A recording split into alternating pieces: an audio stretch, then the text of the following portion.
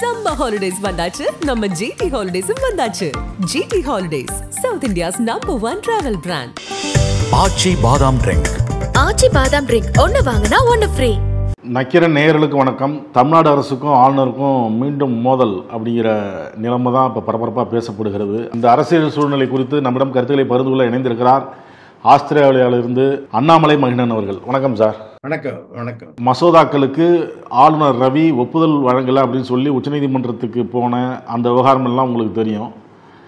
உச்சநீதிமன்றம் கருத்து தெரிவித்ததோடு கால நிர்ணயமும் அதில் சொல்லியிருக்கு. இப்போ அதுக்கு துணை குடியரசுத் தலைவர் தன்கர் சில கருத்துக்களை தெரிவித்ததும் அந்த கருத்துக்களுக்கு எதிர்கட்சிகள் ஒரு குடியரசுத் தலைவர் இந்த மாதிரி கருத்துக்களை தெரிவிக்கக்கூடாது அப்படின்லாம் கட்டணங்கள்லாம் வலுத்துது. இப்போ துணைவேந்தர்கள் மாநாடு ஆளுநர் ரவி கூட்டியிருக்கிறார். அதோடு மட்டுமல்ல, இந்த உச்சநீதிமன்ற தீர்ப்பை எதிர்த்து கருத்து தெரிவித்த துணை குடியரசுத் தலைவர் தன்கரும் அதில் பங்கேற்கிறார் அப்படிங்கிறது தான் செய்தி. இந்தியாவில் இருக்கக்கூடிய அந்த கான்ஸ்டிடியூஷனுக்கு பாதுகாவலர்கள் யாருன்னா உச்சநீதிமன்றம் தான். உச்சநீதிமன்றம் இப்போ அரசாங்கம் ஒரு சட்டம் ஏற்றது. நீங்க இப்போ அண்மையில் கூட பார்த்துருப்பீங்க, வக்ஃப் போர்டுக்கு ஏதோ ஒரு சட்டத்தை போட்டாங்க. அதுக்கு இடைக்கால தடை உச்சநீதிமன்றம் விதிச்சிருக்கு. அப்போ இவர்கள் இயற்றுகிற சட்டத்துக்கு அவங்க தடை விதிக்கிறாங்க அப்படின்னா உச்சநீதிமன்றம் அந்த கான்ஸ்டிடியூஷன் படி, அரசியல் சாசனப்படி அரசாங்கம் நடக்குதா அப்படிங்கிறத கண்காணிக்கிற பொறுப்பு அரசியல் சாசன ரீதியாகவே உச்சநீதிமன்றத்துக்கிட்ட இருக்கு. இப்போ அவங்க தான் அதை சொல்லுவாங்க. இப்போ குடியரசுத் தலைவருக்கே ஒரு சந்தேகம் வருது ஒரு திட்டத்தில் அப்படின்னா அவர் என்ன சொல்லுவார்? அவர் உடனே உச்சநீதிமன்றத்துக்கு தான் அவங்க அனுப்பிச்சு குடியரசுத் தலைவர் அந்த கருத்தை கேட்பாங்க. இப்போ குடியரசுத் தலைவருக்கே இந்த மாதிரி சொல்லலாமா, அவரே உச்சநீதிமன்றம் அவருக்கே டைரக்ஷன்ஸ் கொடுக்கலாமா அப்படிங்கிறவங்களுக்கு ஒன்று சொல்லணும். இப்போ உங்கள் துணை ஜனாதிபதி கூட அவருக்கும் கிட்டத்தட்ட இப்போ ஒரு 70-74 வயது ஆகுதுன்னு நினைக்கிறேன். 70 வயதுக்கு மேலே அவருக்கு ஆகுது. அவருக்கு நல்ல அனைவருக்கும் 1970 இன்னைக்கு நேற்றுலேருந்து 55 ஆண்டுகள் பின்னாடி உங்களுக்கு அந்த ஹிந்து பத்திரிகையினுடைய இதை நான் அனுப்புகிறேன். அதை நீங்கள் பிரசுரிக்கலாம் ஆதாரமாக. விவி கிரி அப்படின்னு ஒரு ஜனாதிபதி இருந்தார், வராககிரி வெங்கடகிரி அப்படின்ட்டு. அவர் சுதந்திர போராட்டத்திலாம் ஈடுபட்டவர். அவர் சென்னை ராதாகிருஷ்ணன் சாலையில் தான் அவர் வீடு இருந்தது. அவருடைய மகன்லாம் அங்கே தான் இருந்தார். அவர் 1970 ஜனாதிபதியாக தேர்ந்தெடுக்கப்பட்ட பொழுது காங்கிரஸ்ல ஒரு பெரிய பிரச்சனை வந்து, காங்கிரஸ்ல அப்பதான் காங்கிரஸ் ரெண்டா உடையுது. அந்த ஜனாதிபதி நியமனத்துல காங்கிரஸ் சார்பா பழைய காங்கிரஸ் புதிய காங்கிரஸ் ரெண்டு சிண்டிகேட் இண்டிகேட் அப்படின்னு ஆரம்பிச்சது. அப்போ பழைய காங்கிரஸுக்கு காமராஜர், நிஜலிங்கப்பா போன்றவர்கள் தலைவர்கள். அவங்களை எதிர்த்து அப்போ பிரதமராக இருந்த இந்திரா காந்தி அம்மையார் அவங்க ஒரு கேண்டிடேட்டை போடுறாங்க. காங்கிரஸ் கட்சியிலிருந்து நீலம் சஞ்சீவ ரெட்டியை அவங்க ஜனாதிபதி வேட்பாளராக போடுறாங்க. அப்போ இந்திரா காந்தி அம்மையார் சஞ்சீவ ரெட்டி கொஞ்சம் இண்டிபெண்டா, கொஞ்சம் தனித்தன்மையோடு செயல்படக்கூடியவர். அதனால அவர் வந்தா இவங்களுக்கு சரியா இருக்காது அப்படின்ட்டு அவங்க விவி கிரியை இந்திரா காந்தி அம்மையார் ப்ரப்போஸ் பண்ணாங்க ஜனாதிபதி பதவிக்கு. அப்போ அந்த காங்கிரஸ் உடஞ்சி போச்சு. ஏன்னா கட்சி ஒருத்தரை சொல்லுது, பிரதமர் ஒருத்தர் சொல்றாங்க. அந்த நேரத்துல விவி கிரி மேல ஒரு வழக்கு போட்டாங்க. தேர்தல் நீங்க தில்லுமுள்ளு செஞ்சிட்டீங்க, முறைகேடுகள் செஞ்சிட்டீங்க அப்படின்னு உச்ச நீதிமன்றத்துல வழக்கு போட்டாங்க. அப்ப இருந்த ஜனாதிபதி அவர் எவ்வளவு அந்த சட்டத்தையும் நேர்மையா நடந்துக்கிட்டார், சட்டத்தை மதிச்சார் அப்படின்னா, அவரே உச்ச நீதிமன்றத்துக்கு நேர்ல அந்த காலத்துல உங்களுக்கு நியூஸ், மத்திய அரசாங்கத்தினுடைய நியூஸ் ரீல் வரும். சினிமாவுக்கு போனீங்கன்னா சினிமாவுக்கு முன்னாடி அந்த நியூஸ் ரீல் போடுவாங்க. அதுல எனக்கு நல்ல பார்த்த கவனம் இருக்கு. அவர் உச்ச நீதிமன்றத்தில் சாட்சி கூண்டுல ஏறி அவர் சாட்சி சொன்னார். அவர் தான் உச்ச நீதிமன்ற நீதிபதிகள் நியமிக்கக்கூடியவர். இருந்தாலும் கூட அந்த நிறுவனத்திற்கு அப்படின்னு அவ்வளவு பெரிய ஒரு அதிகாரம் இருக்கு. அந்த அதிகாரத்தை அவர் மதிச்சு போய் கோர்ட்ல போய் அவர் சாட்சி சொன்னாரு. ஏன்னா அந்த பண்பு நலன்கள்லாம் இப்ப குறைஞ்சிக்கிட்டே வருது. இன்னும் குறிப்பா விவிகிரியை பத்தி சொல்லணும் அப்படின்னாக்க, தந்தை பெரியார் எந்த அளவுக்கு பண்பா நடந்து கொண்டார், எப்படி எவ்வளவு பண்பாளர் அப்படிங்கிறதுக்கு விவிகிரி வந்த ஒரு நிகழ்ச்சி வந்து உதாரணம். ராஜகோபாலாச்சாரியார் வந்து ராஜாஜி இறந்து போனப்போ அந்த இறுதி நிகழ்ச்சிக்கு விவிகிரி வர்றார். அவர் பிரசிடென்ட். உங்களுக்கு தெரியும், ராஜகோபாலாச்சாரியாரும் தந்தை பெரியாரும் வந்து ரெண்டு பேரும் நல்ல நெருங்கிய நண்பர்கள். அவருடைய மரணத்துக்கு பெரியார் போயிருக்கும் பொழுது விவிகிரி வந்துட்டார். விவிகிரி வந்த உடனே சக்கர நாற்காலியில் உட்கார்ந்திருந்த தந்தை பெரியார் எந்திரிச்சாராம். எந்திரிச்சப்ப அவர் விவிகிரி ஓடி போய், நீங்க எந்திரிக்கலாமா அப்படின்னு கேட்டப்ப, இல்ல இல்ல, நீங்க குடியரசுத் தலைவர், நான் ஒரு குடிமகன், நீங்க நிற்கும் போது நான் உட்கார்ந்துருக்க கூடாது அப்படின்னு சொன்ன பண்பான தலைவர் வந்து தந்தை பெரியார். அவ்வளவு பெரிய பண்பு நலன்கள் சார்ந்த தலைவர்கள் இருந்த காலத்துல இப்போ வந்து இந்த துணை ஜனாதிபதி இவங்கெல்லாம் வந்து இப்படி சொல்றாங்க அப்படின்னாக்க எவ்வளவு அரசியல் நாகரிகம் கெட்டு போயிடுச்சு அப்படிங்கிறது தான் அது உணர்த்துது. உச்சநீதிமன்றம் ஒரு கருத்து தெரிவிச்சிருக்கு, எதிர்த்து கருத்து தெரிவிக்கிறார் தன்கர். தொடர்பான ஒரு பிரதமருடையோ அமித்ஷாவுடையோ வெளிப்படையா ஒரு ஆலோசனை நடந்த மாதிரியும் தகவல் வெளியாகலை. நாடாளுமன்றத்தில் ஒரு ஆலோசனை இது தொடர்பாக அப்படின்னு வெளிப்படையாக நடந்த மாதிரி எந்த ஒரு தகவல் வெளியாகலை. இடையில் இந்த மாதிரி ஒரு உத்தரவு வந்திருக்கு அப்படின்னா ஒருவேளை அதுக்கு சட்டத்தில் இடம் இருக்கோ? எந்த மாதிரியான உத்தரவு? ஆளுநர் இப்போ வந்து துணைவேந்தர்கள் கூட்டுறாருல, உங்க ஆளுநர் வந்து எலிமெண்ட்ரி ஸ்கூல் பசங்க இந்த பலப்பம் உடைச்சிக்கிட்டு கோலி குண்டு விளையாடுவாங்க பாருங்க பசங்க, அந்த மாதிரி அவர் வந்து ஒரு ஆளுநர், அவர் கோலி குண்டு விளையாடுற மாதிரி விளையாண்டுட்டு இருக்கிறாரு. ஒரு சட்டம் சொல்றது வேந்தர் வந்து முதலமைச்சர் தான் அப்படின்னு சொல்லிடுறாங்க. இது ஒரு ஆளுநர் நடந்துக்கிற மாதிரி எனக்கு தெரியல. இல்ல, அவங்க என்ன சொல்றாங்க, துணைவேந்தரை நியமிக்கும் பணி மட்டுமே தமிழ்நாடு அரசுக்கு இருக்கு. பட்டமளிப்பு விழா, துணைவேந்தர்கள் மாநாடு கூட்டுறதுக்கு ஆளுநருக்கு அதிகாரம் இருக்கு அப்படிங்கிற மாதிரி. ஆமா, அது எப்படின்னாக்க ஒருத்தரை வந்து ஒரு நிர்வாகத்துல ஒருத்தருக்கு நியமிக்கிறதுக்கு அதிகாரம் இருக்கு, ஆனா அவரை கட்டுப்படுத்துறது இன்னொருத்தரா? அப்படி வருமா எங்கேயாவது? இவங்கெல்லாம் தான் ஐபிஎஸ் படிச்சுட்டு வந்தேன்னு சொல்றாங்க. ஐபிஎஸ் தேர்வு எழுதுனா கொஞ்சம் பொது அறிவு கொஞ்சம் அதெல்லாம் இருக்குன்னு சொல்லுவாங்க. ஒரு 2-3 பேர் இப்போ இந்தியாவில் வந்து ஐபிஎஸ் ஆஃபீஸர்ஸுக்கு அவங்க எப்படி நல்ல மனநலம் உள்ளவர்கள் தானா இல்லையா அப்படிங்கிறதே தெரியாமல் இருக்குது. உங்க ஆளுநரை போல வந்து ஆளுநர் ரவியை போலெல்லாம் வந்து இருந்தால் அரசாங்கம் நடத்த முடியாது. Who are you? நீங்க கவர்னருங்கிறவரு அங்க எலெக்ட் பண்ணப்படலை, அவர் வந்து அப்பாயிண்டட். அதாவது பிரிட்டிஷ் ஏகாதிபத்தியம் வந்து அவங்களுடைய மத்திய அரசு அவங்க ஆளுகையை வச்சுக்கொண்டு அரசாங்கத்தை வச்சுக்கொண்டு நமக்கு வந்து மாநில அரசாங்கத்தை வந்து 1928 வந்து சென்னை ராஜதானிக்கு பிறகு ஜஸ்டிஸ் பார்ட்டி வந்த பொழுது அவர்களுடைய கண்ட்ரோல்ல வச்சுக்கொள்ளணுங்கிறதுக்காக உருவாக்கப்பட்ட பதவி தான் கவர்னர் பதவி. அந்த கவர்னர் பதவியே தந்தை பெரியார் நாட்டுக்கு சுதந்திரம் கிடைச்சப்போ வெள்ளையன் போனான் கொள்ளையன் வந்தான் மாதிரி அப்ப இருந்த காங்கிரஸ்காரங்க, அப்ப இருந்த சென்ட்ரல் கவர்மெண்ட்ல இருந்தவங்க எல்லாம் அதே அதிகாரம் தனக்கு வேணும்னு வைத்து கொண்டதனால வந்தவனதான் இந்த கவர்னர் பதவி. அண்ணா சொன்னது மாதிரி ஆட்டுக்கு தாழி எதுக்கு, நாட்டுக்கு கவர்னர் எதுக்குன்னு சொன்னது மாதிரி எதுக்கு கவர்னர்? அவருடைய வேலை என்ன? சரி, அப்போ இப்போ ஒரு சுப்ரீம் கோர்ட்டுக்கு ஒருத்தர் ஜட்ஜா போகணும் அப்படின்னா ஒரு லாயரா இருக்கணும்னு சட்ட விதி இருக்குதா இல்லையா? ஆனா கவர்னர் ஆகிறதுக்கு என்ன தகுதி இருக்கு? யார் வேணாலும் வரலாம் அப்படின்னாக்க அந்த பொறுப்புக்கு ஒரு இந்த தகுதி இருக்குனுங்கிற ஒரு தகுதி நிர்ணயமே இல்லையே.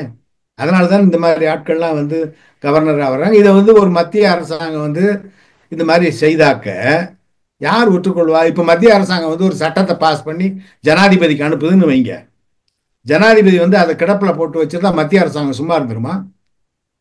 அப்ப என்ன, ஜனநாயகத்துல மத்திய அரசாங்கத்துக்கு ஒரு சட்ட நெறி, அதுக்கு ஒரு நடைமுறை, மாநில அரசாங்கத்துக்கு ஒரு நடைமுறையா? இதுதான் ஏகாதிபத்தியம்ங்கிறது, இதுதான் நாசிசம் அப்படின்னு சொல்லி சொல்றோம். நீங்க ஆஸ்திரேலியாவில் இப்ப தற்போது வசிக்கிறீங்க, அங்கு ஆளுநர்கள் நியமனம் எப்படி? இப்போ இங்கே வந்து ஆளுநர்களை நியமிக்கிறது ஒன்றியத்தில் எந்த அரசு இருக்கோ அந்த அரசு தான் ஆளுநர்களை நியமிக்குது. இங்கே ஒன்றியத்தில் இருக்கிற பாஜக அரசு ஆளாத மாநிலங்களில் அந்த மாநில அரசோட ஆளுநர் வந்து ஒரு மோதல் போக்கெல்லாம் இங்கே எல்லாம் கடைபிடிக்கிறாங்க. தமிழ்நாடு மட்டுமல்ல, மற்ற மாநிலங்கள்லையும். அங்கே நியமனங்கள் எப்படி, ஆளுநர் செயல்பாடுகள் எப்படி? ஆளுநர் செயல்பாடுகள் மாநில அரசுக்கு எதிராகவோ மக்களுக்கு எதிராகவோ இருந்தால் ஆளுநரை வந்து எப்படி எதிர்ப்பாங்க? உங்களுக்கு மிக ஒரு ஆச்சரியமா இருக்கும். ஆஸ்திரேலியாவில் வந்து இப்போ அங்கே இப்போ இந்தியாவில் இருக்கிற ஜனாதிபதிக்கு இணையான பதவி இங்கே கவர்னர் ஜெனரல். அந்த காலத்தில் சுதந்திரத்துக்கு முன்னாடி நமக்கு கவர்னர் ஜெனரல் இருந்தாங்க இல்லையா, அதே மாதிரி மாநில அரசாங்கத்துக்கு வந்து கவர்னர். இப்போ கவர்னர் ஜெனரலை வந்து மத்திய அரசாங்கத்தில் இருக்கக்கூடிய பிரதமர் அவர் பரிந்துரைப்பார். பரிந்துரைச்சு யாருக்கு அனுப்புவாங்க? இங்கிலாந்து அரசருக்கோ இங்கிலாந்து அரசுக்கு முதல்ல மாட்சிமை தான் இங்கே இங்கிலாந்து பேரரசியாருக்கு அனுப்பிச்சாங்க. இப்போ அரசர் சார்ல்ஸ்க்கு அனுப்புறாங்க. அனுப்பிச்சு அவங்க வந்து ஒப்புதல் கொடுப்பாங்க, சரி இவர் தான். ஏன்னா ஆஸ்திரேலியாவுடைய நாட்டு தலைவர் இங்கிலாந்து அரசரோ அரசியோ, அந்த முறையில் அவங்க தான் அதுக்கு ஒப்புதல் தரணும். அத்தோட கவர்னர் ஜெனரல் அவங்க அப்பாயின்மெண்ட்னா அதோட அரசருடைய பணியோ அரசியலோட பணியோ முடிஞ்சு போகுது. அதுக்கப்புறம் கவர்னர் ஜெனரலுக்கு என்ன வேலை அப்படின்னு கேட்டீங்கன்னா, அரசாங்கத்துல என்னென்ன சட்டம் இயற்றப்படுதோ அதுக்கெல்லாம் கையெழுத்து போடுறதா அவரோட வேலை. அவர் ஒரு செரிமானியல் ஹெட்டு. பதவிகளுக்கு வெளிநாட்டு பிரமுகர்கள் வரும்பொழுது அவங்கள சந்திக்கிறது, பேசுறது, இதுதானே ஒழிய மற்றபடி கவர்னர் ஜெனரலுக்கு, அதாவது இன்னைக்கு ஜனாதிபதிக்கு இந்தியாவில் என்ன மரியாதை இருக்கு, என்ன அவங்களுக்கு மரியாதைன்னு சொல்றதை விட என்ன அதிகாரங்கள் இருக்கோ அதே மாதிரிதான். இப்ப ஜனாதிபதி கையெழுத்து போடலன்னு சொல்லலாம் அங்க, ஆனா இங்க கையெழுத்து போடலன்னு சொல்ல முடியாது. இங்க ரெண்டு சபையிலையும் இது பண்ண அவர் பண்ண. அதே மாதிரி மாநில அரசாங்கத்துக்கு கவர்னர்களை யாரை நியமிப்பாங்கன்னா அந்தந்த மாநில முதலமைச்சர்கள் தான் நியமிப்பாங்க. இதுல பிரதமருக்கு ஒரு துளி பங்கும் கிடையாது. சுயாட்சி, மாநில சுயாட்சி, மாநில தன்னாட்சி, இதெல்லாம் நம்ம பேசுறோம் இல்லையா அங்க, அதுதான் இங்க நடக்குது. இங்க இருக்கிற மாநிலங்கள் வந்து சுயாட்சி பெற்றவை. இங்க இருக்கக்கூடிய மாநிலத்தை கவர்னருக்கு முதலமைச்சர் தான் வந்து இவரை கவர்னரா நியமிக்கலாம் அப்படின்னு பிரதமருக்கு சொல்ல மாட்டார், கவர்னர் ஜெனரலுக்கு சொல்ல மாட்டார், இங்கிலாந்து அரசருக்கு சொல்லுவார். எவர் இங்கிருந்து பரிந்துரைச்சு அனுப்பிச்சா அங்கிருந்து அவங்க வந்து அந்த பரிந்துரையை வந்து அவங்க அங்கீகரிப்பாங்க. அதனால இதே தான் இங்கே கவர்னருக்கும். கவர்னர் கையெழுத்து போடணும், செரிமானியல் ஃபங்க்ஷன்ஸ், இதுதான் நடக்கணுமே, இப்படித்தான் நடக்கணுமே ஒழிய மற்றபடி இப்போ இந்த முறையை பின்பற்றினா முதலமைச்சர் வந்து இப்போ ஸ்டாலின் தான் வந்து கவர்னரை நியமிக்கணும். இப்போ அவருக்கு அந்த தமிழ்நாட்டில் யார் இப்போ நல்லக்கண்ணு மாதிரி இருக்கிறாங்கன்னு வச்சுக்கோங்களேன், அந்த மாதிரி ஒரு ஐயா நல்லக்கண்ணு மாதிரி இருக்கக்கூடிய பெரிய மூத்த அரசியல் தலைவர்கள் அவர் நியமிக்கலாம், கவர்னரை நியமிக்கலாம். அது மாதிரி அந்த அதிகாரம் மாநில முதலமைச்சருக்கு தான் இங்க இருக்கு. அங்க மாதிரி நான் சென்ட்ரல் கவர்மெண்ட்ல இருந்து அனுப்புவேன், எவ்வளவு வந்து மனநலம் கெட்டவர்களையும் நான் வந்து கவர்னரா அனுப்புவேன், நீ வந்து அவங்களோட வேலை செய்யணும்னு சொல்றது வந்து ஆண்டான் அடிமை மனப்பான்மை. ஏதோ மத்திய அரசாங்கம் என்பது நம்மை ஆள்வதற்காக இருக்கிற அரசாங்கம் மாதிரியும், மாநில அரசாங்கங்கள் வந்து மத்திய அரசு என்ன சொல்லுதோ அதுக்கு கட்டுப்பட்டு நடக்கணும் அப்படிங்கிற மாதிரியும் இப்ப இந்தியாவில் இந்த 10-15 வருஷமா நடக்குது. இல்ல முதல்ல இருந்தே நடக்குது. அதை வந்து இப்ப இவங்க கடுமையா செய்யறாங்க. இப்ப இங்க உள்ள ஆளுநரை நீங்க சில பேரை சொல்றீங்கல்ல, வரம்பு மீறி செயல்படுகிறாங்கன்னு. அங்க வந்து மாநில ஆளுநர்களை மாநில அரசே நியமிக்குதுன்னு சொல்றீங்க. அந்த மாநில ஆளுநர்கள் வரம்பு மீறி செயல்படும் பொழுது அதை எப்படி எதிர்கொள்வாங்க? அவங்க வரம்பு மீறி செயல்படவே முடியாது. இப்போ கவர்னர் இருக்கிறாருன்னா இப்ப கீழ் சபை மேல் சபையில ரெண்டுலையும் ஒரு மசோதா வந்து நிறைவேறி அவருக்கு போச்சா, அவருக்கு கையெழுத்து போட வேண்டியது அவருக்கு வேலை. இப்ப இங்க மாதிரி ஆளுநர் செயல்பாடுகள் அதிருப்தி ஏற்படுது அப்படிங்கிறப்ப இல்ல, ஆளுநர் வந்து இங்க அதிருப்தி இல்லாத மாதிரியே நடந்து கொள்ள மாட்டாங்க. உங்களுக்கு இன்னும் சொல்ல போனா தமிழ்நாட்டில் வந்து முதலமைச்சர் கலைஞர் வந்து முதலமைச்சராக இருந்தப்போ கே ஷா அப்படின்னு ஒரு கவர்னர் இருந்தார்.